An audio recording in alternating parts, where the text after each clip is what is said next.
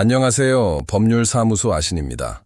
오늘은 돈을 빌리는 과정에서 사업 계획을 설명한 뒤 사기죄가 될지 걱정하며 상담을 요청하신 분의 이야기였습니다.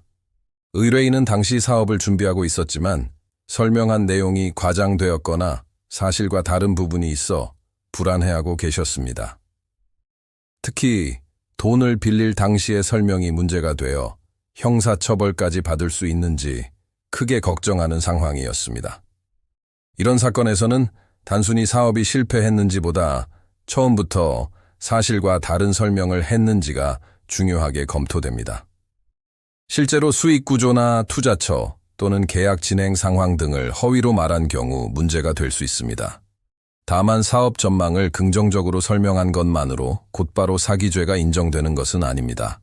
무엇보다 돈을 빌릴 당시 실제 사업 진행 상황과 상환 의사가 있었는지가 중요한 판단 요소가 됩니다. 그래서 당시 사업 자료와 자금 사용 내역, 그리고 상대방과 주고받은 대화를 정리할 필요가 있습니다. 또한 사업 준비 과정에서 작성한 문서나 계약서가 있다면 함께 확보해 두는 것이 좋습니다. 법률사무소 아시는 현재 상황에 맞는 대응 방법과 유리한 법률 팁도 안내드렸습니다. 조사 과정에서는 막연한 해명보다 객관적인 자료를 중심으로 설명하는 것이 중요합니다. 상황에 따라 단순 채무 문제로 볼 여지가 있는지 신중하게 검토하는 과정도 필요합니다.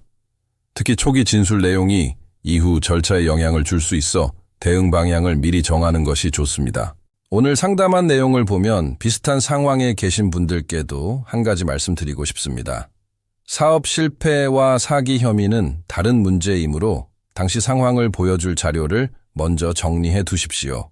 저희 법률사무소 아시는 무리한 변호사 선임을 권하지 않고 있습니다. 상담은 최소 2곳 이상 받아보고 충분히 비교해 보시는 것이 좋습니다.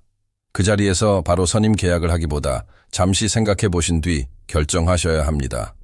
선임료와 착수금은 적지 않은 비용이라 신중하게 판단하는 과정이 필요합니다.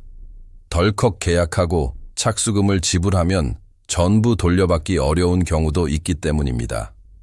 현재 상황에 맞는 대응 방향인지 충분히 확인한 뒤 결정하시는 것이 안전합니다. 법률사무소 아시는 상황에 맞는 현실적인 대응 방법을 안내드리고 있습니다. 비슷한 사건으로 고민하고 계시다면 늦기 전에 상담 받아보십시오. 감사합니다.